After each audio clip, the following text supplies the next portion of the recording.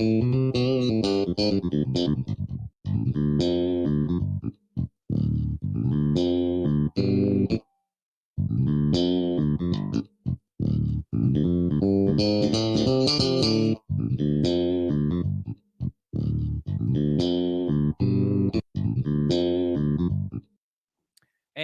good afternoon. Welcome back to Beyond the Devastation, episode 9. Today, we're going to be talking about beyond the church. How do we deal with some of these traumas and things that we're dealing with within the four walls that sometimes we don't talk about, but we are today. Today, I have a great special guest, and she is a friend, and she's an author. She's a counselor. She's a wife to my good friend. So you already know that she's up on the list. So today we have, let me see if I can bring her in. And I can. Awesome. So today we have Allie Smith-Harris. And look at that.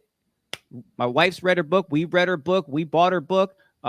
We've contributed to make sure that she's going to be a millionaire. So, so today, she has a I'm looking at her bio, and I told her I couldn't read it all. So I just wanted to hit the highlights, the things that are really important. Look, she's talked about mental health in her book. She's talked about mental health in a lot of the areas and the arenas that she travels in.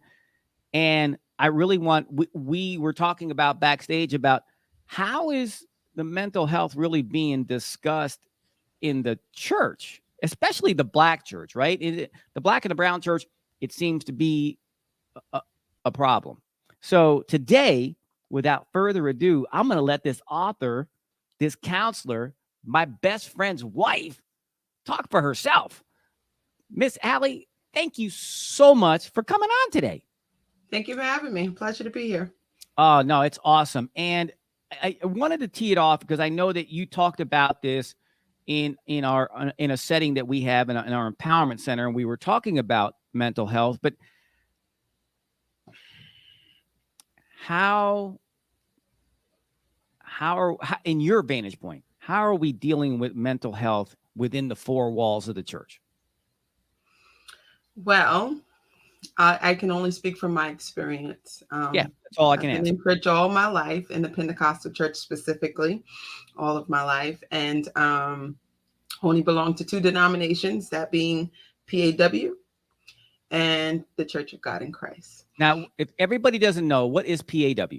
Pentecostal Assemblies of the World. Gotcha. So, yeah.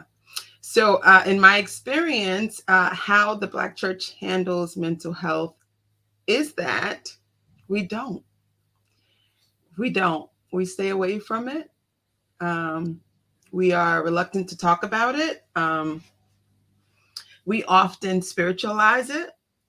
And therefore, those parishioners of which are often suffering in silence, they suffer and they continue to suffer. And they, along the way, gain labels while suffering and trying to navigate life despite the mental illness. They gain labels such as crazy. They gain labels such as deep, the crazy lady, the man with the anger problem, the fake preacher, labels. I hadn't heard that one yet. Fake preacher. Labels. Yeah. Wow. So you've mentioned a couple things here. You mentioned labels, but what, for those that don't know, right? What does it mean to spiritualize something? When I say to spiritualize it, meaning to make it something that is of a spiritual realm as opposed to of our natural being, to spiritualize it, to make it a demonic attack, a demonic force, something that can be prayed away as opposed to something that needs to be treated daily, consistently, and become a part of our everyday life. We spiritualize it and say, pray, fast, get on the altar. Let's lay hands. Let's get the oil. And we do believe that it's something that can be prayed away. And of course, I don't doubt the power of prayer. There are many things that can be prayed away. Prayer changes everything, including us. However, after we pray, we're called to a task, and that is to do the work, right? And from one prayer to the next, we must do the work. So it's interesting you say that. So, and having been a byproduct of exactly what you just said in my own personal walk, right, and in my own church experience. So here's what I know, and you probably talked to patients and counseled folks in this, that they had trauma coming in, and now they get deeper trauma from the place that they came to get help from. Yeah. So now we've added on to the trouble, but we never got to the root. Yeah. How? Well, go ahead. That's something I talk about in my book, actually, because the church, right, is known to be the hospital for the saints, right? It is the place where women and men run when trouble rises, right? You're born and raised in church, but when you're an adult, you stray away. But as soon as trouble comes, where do you run? You run right back to the church with your trouble, with your trauma, right? However, there are a lot of people in church.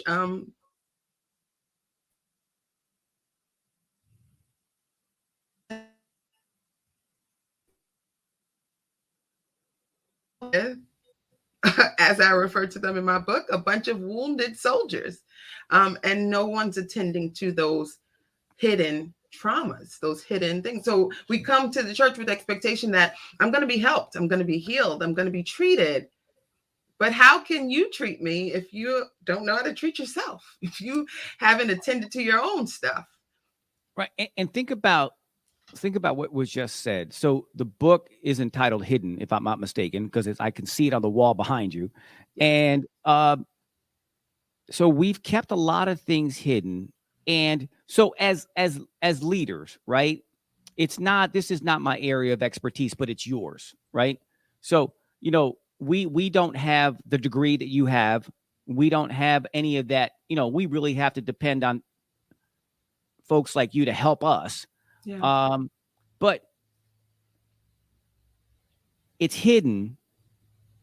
But how do we, as leaders, what do we do to get it to the fact that we can surface it? What do we do? What can we do as leaders to help to bring it to the top, so to speak? Yeah, it's a great question. So to uncover it, a conversation needs to be had, right?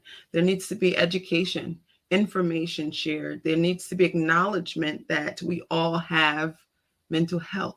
We all have our mental health, right? Our thinking capacity, our mood, our feelings, our emotions, how we navigate life, how we manage stress. We all have that, right? But we don't all handle our mental health or attend to it the same way. So the first stop is just allowing for education and conversation in your church. Having people like myself come in to talk, or you seeking information to have the understanding of mental health so that you can better educate those.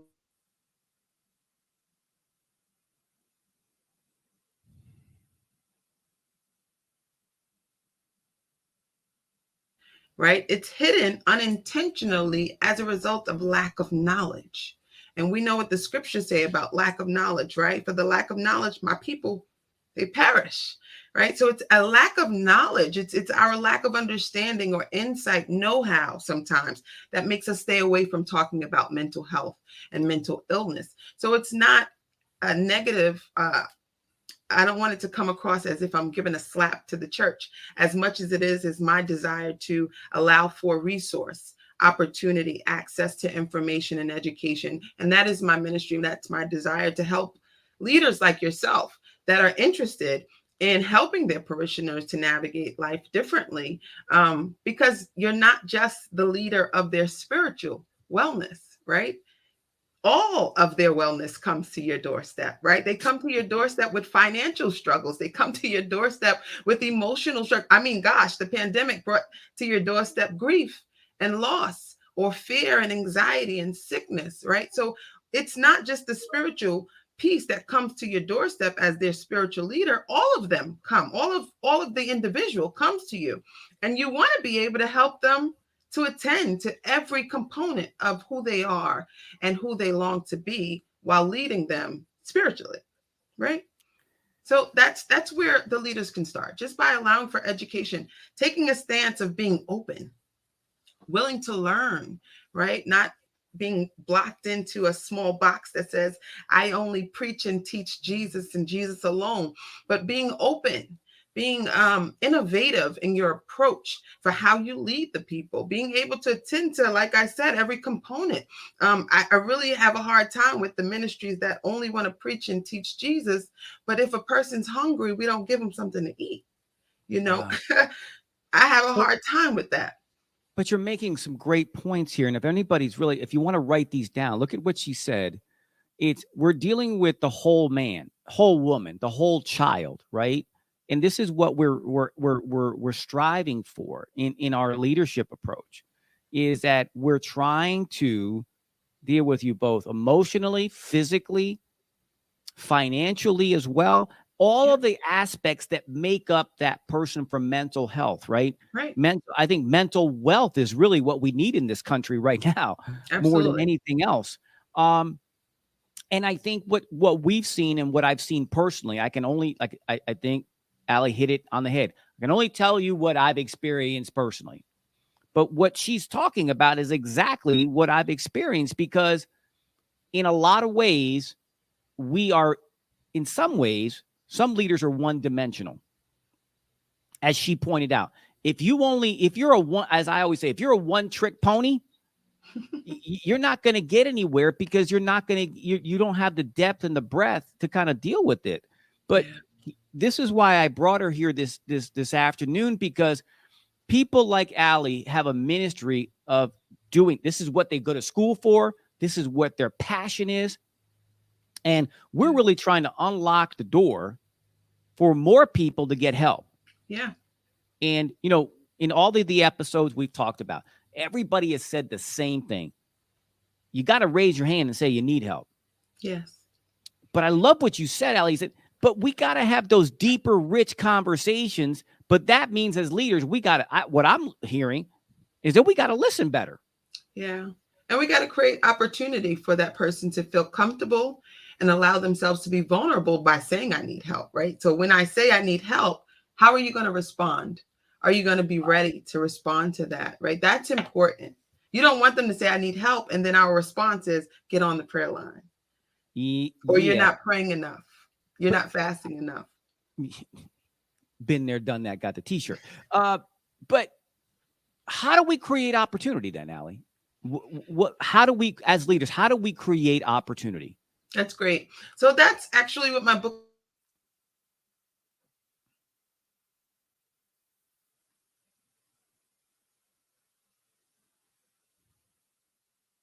life, everyday life, help your parishioners navigate everyday life, to create your ministry to be a resource that attends to the whole person, right? So if you create atmosphere that allows for conversation, not just worship, then you have opportunity to get to know individuals on a deeper level, right? And create true relationship, not just church relationship, which is that sister so-and-so, but I know nothing about her.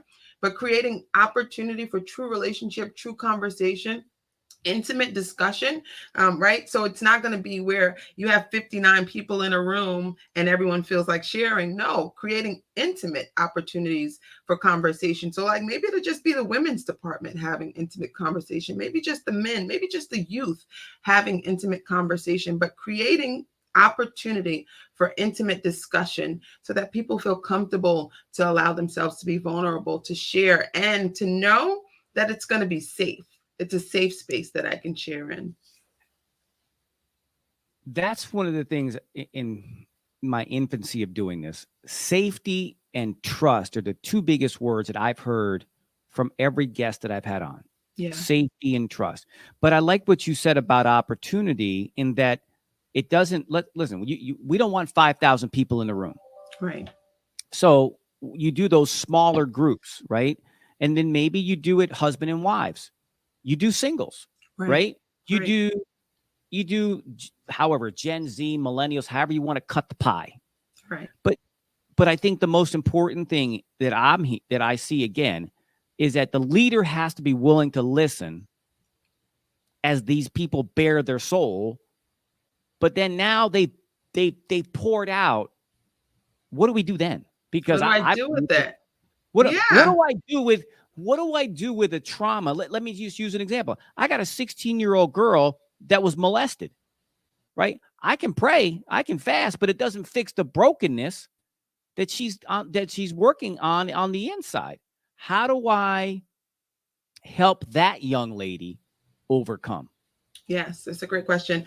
And I would say, I'll start off by saying to the leaders, to yourself and everyone else listening, that it is not your responsibility to attend to everything, every aspect of that individual, right? It's not that your responsibility. However, it is your responsibility to help facilitate them connecting to the providers or to the services of which they need, right? So it's helpful for leaders to have relationship already, to have connections in their community, to have access to mental health providers, to social workers, to clinics, to doctors, to the police department, to create relationships in their community so that when your parishioners come and need help, you already have relationship so you can help them better facilitate, right?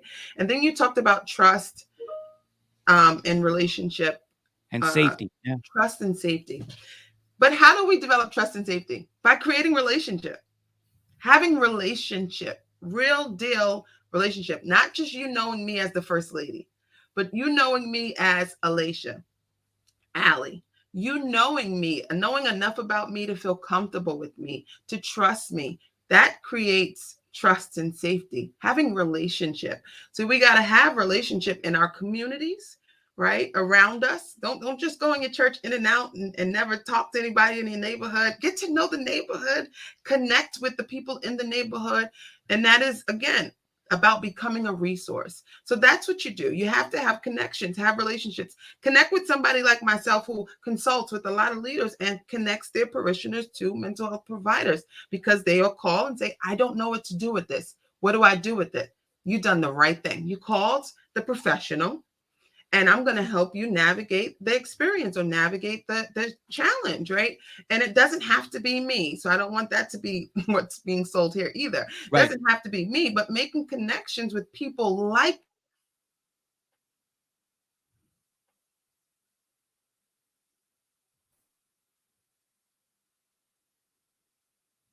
believe in talk therapy. I believe and I know the benefit and the value of attending to your mental health on a daily basis. It's not just something I preach, it's definitely my practice. And I love what you say about talk therapy, because I think that sometimes, and I know it's paid dividends for me personally, talk therapy. It has. I mean, I think I've been able to really solve some problems by just somebody kind of throwing out the one question and then being able to just, it unraveled a lot more than I thought, right? So I know it works, but this is where I'd say to the leaders that might be listening. This is what I do. I stay in my lane. I do not try to give psychiatric counseling to something that I don't have. It's not the license. It's not the shingle that I have. It could cause me more harm than good, right? That's correct. I think as a leader, to be trusted, what I should do is then say, I think that we need to bring in some expertise into this situation. Yeah. And it's okay. And I think we have to be, as leaders, we got to be okay to do that. Absolutely. Yeah, it's important. And it's like rule number 1 here, do no harm. My aim is to do no harm. And likewise, when I am speaking to clients and they come by way of a pastor or a church, I'll say to them, your spiritual leader is your spiritual guide. That's his specialty. That's her specialty. Mental health is mine, right? So I stay in my lane. Pastors, stay in your lane. It's safe there. And don't feel responsible, again, to come out of that lane, right? Be responsible right where you are, feel comfortable right where you are, but also find comfort in pulling in the other professionals that can add value to that individual, to you, to your ministry. And this is what gives credibility too, right? I think that gains us credibility by saying, you know what, he didn't know or she didn't know what She didn't know the answer, but they knew where to get the answer. And I think where that gives, yes, you're going to bring in another person into the conversation. But I think what it does is that it gives that parishioner to know that, well, if he thinks they're safe, you know what? At least let me give them a try. Now they might not like it. So I always say have 3, but have a backup to the backup just in case the first one doesn't work. Because sometimes it is a match that you've got to make. That's right. And I think that's where we got to know our people to saying, you know what? Fred's really good at this, but I think Mary's probably better with this one. That's right. Yeah. And that's what's going to help giving this. And I want you to, if you can, for a minute or two, can you just talk about the book for just a minute? Because I think that can help some people. If you haven't purchased it, can you tell them where they can get it and a little bit more about what was in the book? Sure. So the book is entitled Hidden Mental Illness Hides Out in the Church. It's available on Amazon and also at my website, www.alliesmith-harris.com. And the book came by way of conversations as such, conversations about how the church can help as it relates to mental health, helping to navigate mental illness, how the two come together.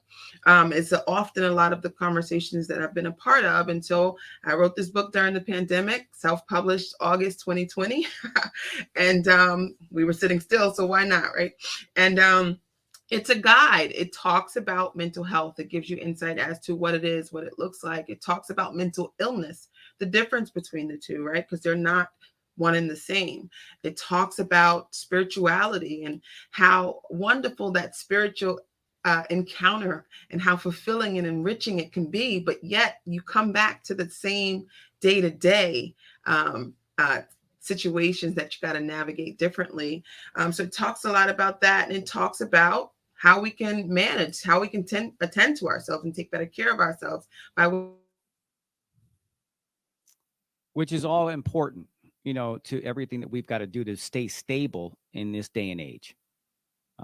It's an absolute, it's not a negotiable thing. We have to take care of ourselves. It's just like I often say, driving a car. If you don't give the car gas, if you don't change the oil after a while, it starts riding hard, making sounds that it's not intended to make. Yeah, it sounds like conversations I've had with my kids. Yes. Yeah, exactly. Yeah, absolutely. And then they say they want to know why the engine doesn't work anymore. And when they turned it over, and my first questions is like, so I go through the checklist, like you just said. Did you put gas in it? Right. When's the last time you changed the oil? That's right. Dad, it's not riding smooth. When's the last time you got tires? That's right. And so we have a checklist for everything, but we don't have a checklist for our mental and well-being. Yeah, but we do. Some of us. Just not all of us. Not everybody. Just not all of us. Like but you some of us do, right? And it's just like you said, checklist. Did you get your annual physical? Do you have do you have a primary care physician? Is often the starting point. Do you have a dentist? Do you have a doctor? Are you just going to urgent care or to the ER? Get a doctor. And then likewise, on that note, get you a mental health provider. It doesn't have to only be when life is out of control and haywire that you get a mental health provider. In fact, I always encourage folks to get one when life is good, when you can take your time and meet and greet and see what fits your need and feel it out, right? Because this is your wellness. So the same way you go to a doctor and it doesn't fit, you say second opinion. Likewise for a mental health provider, but we should have a mental health provider in our Rolodex, just like we have a primary care, a dentist, males have a urologist, females have a gynecologist. These are necessities. Oh, I'm finding out this is a necessity the older I get. Yes, you're right. The older I get, the more tests I got to get. But that's right. but I think that, look, if you're taking, again, let's go back to taking notes. We're creating opportunities of conversation. We're looking for our organizations, whatever it be, to grow. This is how we're going to change it. It's not about being that one-dimensional person anymore.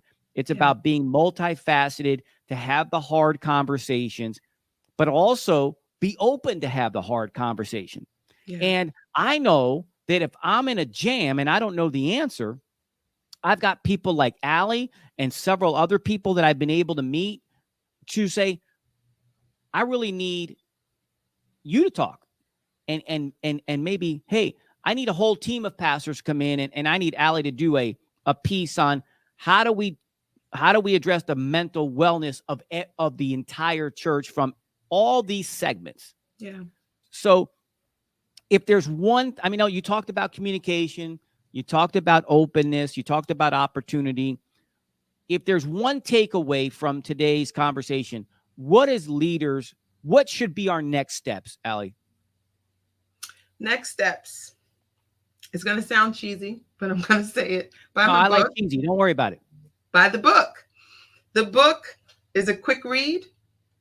It's a great resource. It's a good starting place. Give us the name again, please. Hidden Mental Illness Hides Out in the Church. Of course, there are many other resources that are great. However, my resource is specifically for the Black church, the leader in the church, not just the pastor, the leader, right? Because we all have our people, if you will, even within the church, right? So even the youth leader, either the missionary, the women's department leadership, every leader needs to read a copy of this book in order to get a better understanding of self first. I often say God made me a therapist first to save my life, and then so I can help someone else, right? So we first got to help self, and then we're able to better help someone else. So that's a good place to start. But of course, like I said, being open, looking for resources. Looking for those opportunities, like you said. Yeah. And then I think you also said something about mentioning getting those resources as well.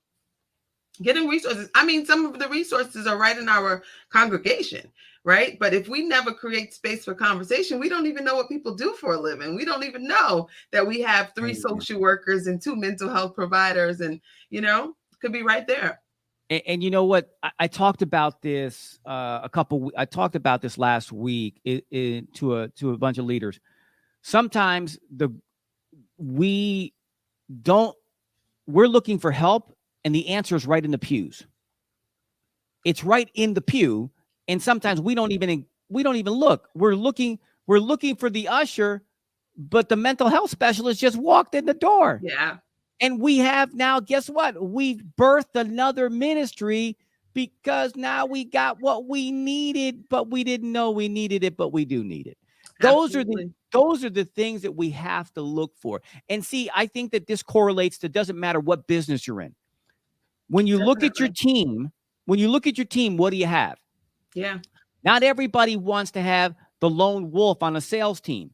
They want somebody who can build a relationship. You don't want to have all of the same people, because I've worked on sales teams all of my life. You're in corporate America. You want people with different gifts and talents that can do great things. But if I don't take the time to talk, right? And if I don't take the time to talk to them, how am I ever going to know what they want to do? And I think this goes back to this. Look, mental health as the construct within the Black church, it's always been a stigma to talk to somebody when it comes to mental health. We've tried to pray it down. We've tried to pray it under. We've tried to pray it over. But at the end of the day, there are traumas that we have to really take a few minutes, and maybe more than that. But you know what? You'll impact one life, and that person will tell 30 other people that they found what they needed at your place. Yeah. You'll be packed out you'll be packed out anytime. And it goes together with your non-for-profit, your faith-based organizations, your corporate teams. If you take the time and you're that place that everybody can come to and want to work for, you're going to get more people than what you bargained for. So before we leave, give us the name of the book again and where they can buy it. Sure. It's Hidden Mental Illness Hides Out in the Church, available on Amazon as well as on my website, www.alliesmith-harris.com. Well, I want to thank you so much for giving us some time today. I know that you got a packed schedule, and I really appreciate it. Thank you. Enjoy your Thanksgiving and enjoy your time with your family. Love all the Harrises out there. Thank you so much. And we are coming to a close today on this episode 9, Beyond the Devastation. What happens beyond the church? We got the answer by the book. God bless everybody. Have a great afternoon.